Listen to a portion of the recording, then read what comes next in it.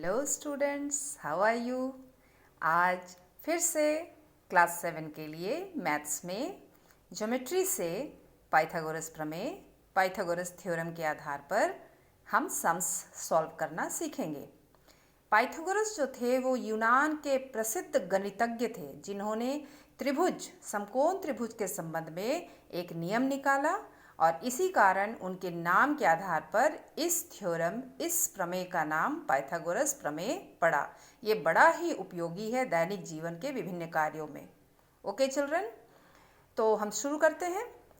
तो कहने का मतलब है कि पाइथागोरस प्रमेय जो है वह सिर्फ और सिर्फ समकोण त्रिभुज में लागू होता है।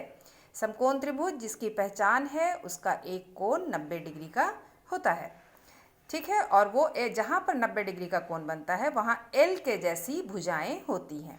तो यहाँ ध्यान से समझिए बच्चों कि समकोण त्रिभुज में समकोण के सामने की भुजा यानी 90 डिग्री के सामने की भुजा सबसे बड़ी भुजा होती है और यह कर्ण या हाइपोटेनस कहलाती है।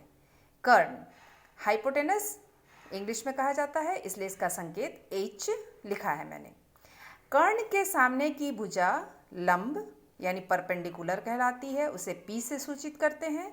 और जो तीसरी भुजा है जिस पर कर्ण और लंब खड़े होते हैं उसे आधार कहते हैं। ये भी जान लो कि समकोण त्रिभुज में कर्ण सबसे बड़ी भुजा होती है और बाकी जो दो भुजाएं हैं वो सिर्फ भुजा कह करके भी क्वेश्चन में पूछा जाता है। तो उसमें अपने आप से आपको समझ लेना है कि कर्ण के सामने की भुजा लंब और कर्ण जिस भुजा पर खड़े हैं वह आधार या बेस कहलाता है। तो पाइथागोरस प्रमेय क्या कहता है, ध्यान से सुनिए। पाइथागोरस प्रमेय के अनुसार किसी समकोण त्रिभुज में कर्ण का योग, कर्ण का वर्ग, हाइपोटेनस का वर्ग अन्य दो भुजाओं के यानी लंब और आधार के वर्गों के मतलब स्क्वायर के योगफल के बराबर होता है। मैं फिर से रिपीट करती हूँ, किसी समकोण त्रिभुज में कर्ण का वर्ग अन्य दो भुजाओं के वर्गों के योग के बराबर होता है। वही मैंने लिखा है बच्चों, ध्यान से देखो। पाइथागोरस प्रमेय इसके अनुसार किसी समकोण त्रिभुज में कर्ण का वर्ग अन्य दो भुजाओं के वर्गों के योगफल के बराबर होता है। संकेत में कैसे लिखेंगे? वर्ग का मतलब होता है स्क्वायर, ठीक है। तो संकेत में लिखेंगे कर्ण का वर्ग यानी H square is equal to P square plus B square. P और B दो भुजाएं हैं, P square plus B square. फिर गणित में नियम है कि अगर आपको जब क्वेश्चन सॉल्व करने के लिए दिया जाएगा तो कर्ण का वर्ग नहीं निकालने के लिए पूछा जाएगा, वो कर्ण का मान पूछेगा, तो H का मान पूछेगा। तो H बराबर क्या होगा? अगर स्क्वायर हटता है तो दूसरी तरफ रूट लगता है, ठीक है। तो H इज इक्वल टू हो जाएगा root over P square plus B square. अब इस फॉर्मूला में ये दो हैं P और B, तो इसी फॉर्मूला से P और B का मान भी आप निकाल सकते हैं। ये मैंने अपने पिछले वीडियो में कैसे निकाला जाता है सिखाया है। तो अगर P स्क्वायर निकालना है, P स्क्वायर बराबर क्या होगा? P स्क्वायर अपनी जगह पर रहेगा, ये B स्क्वायर जो है इसे यहाँ से हटना पड़ेगा। तो क्या फॉर्मूला बन जाएगा? P स्क्वायर, H स्क्वायर भी अपनी जगह पर है, उठ करके चला गया इसकी तरफ B स्क्वायर, और हमेशा बराबर के दूसरी ओर जाने का नियम है कि प्लस माइनस होके जाता है, यानी P square is equal to H square minus B square. उसी तरह से स्क्वायर हटा, P बराबर हो जाएगा root over H square minus B square. और इसी प्रकार P के जगह अगर B निकालना है तो B square H square minus P square या B is equal to root over H square minus P square. ठीक है, समझ में आ गया। अब इसे एक उदाहरण के द्वारा इस नियम को हम समझते हैं, ठीक है। तो मान लो उदाहरण में है समकोण त्रिभुज ABC में angle A is equal to 90 degree, AB बराबर 10 सेंटीमीटर, BC बराबर 26 सेंटीमीटर। तो AC क्या होगा? तीन भुजाएं होती है, दो भुजाओं का मान दिया है, तीसरी भुजा, ऐसा ही प्रश्न आता है। तो सबसे पहले हम देखेंगे कि समकोण कहाँ बन रहा है, A पर बन रहा है। तो एक समकोण त्रिभुज जैसा कि मैंने बताया, दो भुजाएं L के जैसी, और इन दोनों को जो जोड़ोगी वो तीसरी भुजा सबसे बड़ी भुजा हो जाएगी। ये बना लो। जहाँ पर 90 डिग्री कहाँ पर बन रहा है? A पर, तो यहाँ 90 डिग्री बन रहा है, यहाँ A नाम दे दो, और बाकी दोनों शीर्षों में चाहे यहाँ नाम दो B या यहाँ नाम दो B C, इन दोनों में कहीं भी डाल सकती हो, ठीक है। तो अब क्या होगा? ABC त्रिभुज बनाया मैंने, ए पर 90 डिग्री, प्रश्नानुसार ए बी का मान 10 सेंटीमीटर और बी सी का मान 26 सेंटीमीटर डाल दिया। तो इस चित्र में पता चल रहा है कि ए बी जो है वो आधार है और ये सबसे बड़ी भुजा दिख रही है बी सी, जिसका मान 26 सेंटीमीटर है, यानी आपको निकालना है पी।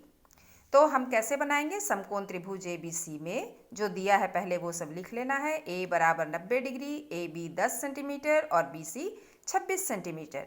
ए सी का मान x मान लो। कैसे हल करना है? पाइथागोरस प्रमेय के अनुसार इस तरह से लिखना है। पाइथागोरस प्रमेय के अनुसार क्या होता है? h square is equal to P square plus B square. इसी से हम निकाल सकते हैं। हमें क्या निकालना है? p का मान निकालना है। तो p स्क्वायर, जैसा कि मैंने बताया है, h square minus B square. Square हटा तो p बराबर क्या हो जाएगा? Root over h square minus B square. और p का मान हमने क्या माना? x, लंब का आधार x माना है। अब मान डाल देंगे, ठीक है। h यहाँ पर क्या है? h है bc का मान 26 सेंटीमीटर और b है ab जिसका मान 10 सेंटीमीटर। वो मान हमने डाला 26 सेंटीमीटर माइनस 10 सेंटीमीटर का स्क्वायर।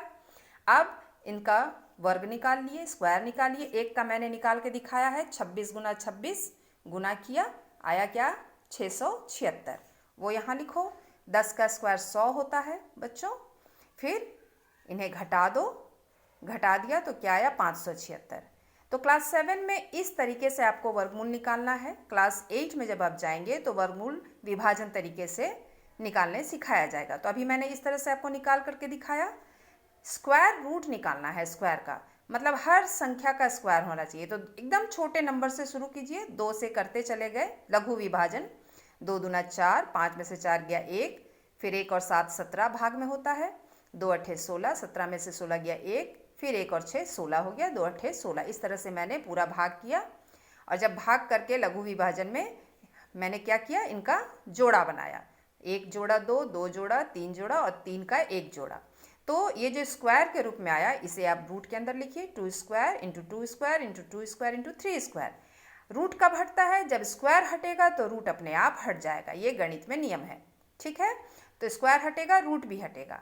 तो क्या हो जाएगा? सबका स्क्वायर हटा दीजिए। सब में स्क्वायर है। 2 इंटू 2 इंटू 2 इंटू 3 गुना कर दीजिए। 2 दूना 4, 4 दूना 8, 8 दिया 24। आंसर क्या हुआ? x का मान 24 सेंटीमीटर, यानी लंब का मान 24 सेंटीमीटर होगा। इस तरह से पाइथागोरस प्रमेय के आधार पर आप प्रश्न सॉल्व कर सकते हैं। तो इसके लिए आपको पाइथागोरस प्रमेय का थ्योरी याद करना होगा। बहुत सिंपल है। और याद रखना बच्चों, ये सिर्फ और सिर्फ समकोण त्रिभुज पर ही लागू होता है। मैं सारे जो कुछ भी मैंने लिखा है सब मैं हाईलाइट कर दे रही हूँ। आप इसे अपनी कॉपी में बच्चों, अपने नोट कॉपी में उतार सकते हैं, ठीक है। ये सॉल्व किया हुआ भी, और मुझे आशा है कि इससे आपको काफ़ी समझ में आ गया होगा। तो आपके बुक में जो पाइथागोरस थ्योरम पर आधारित एक्सरसाइज है उसके प्रश्नों को आप बड़े आराम से हल कर सकते हैं। ये वीडियो आपके लिए बहुत ही हेल्पफुल होगा। ध्यान से इस वीडियो को बार बार देखिए बच्चों। और अगले वीडियो में हम नए टॉपिक के साथ फिर मिलेंगे बच्चों। तब तक के लिए have a nice day children. God bless you and stay safe.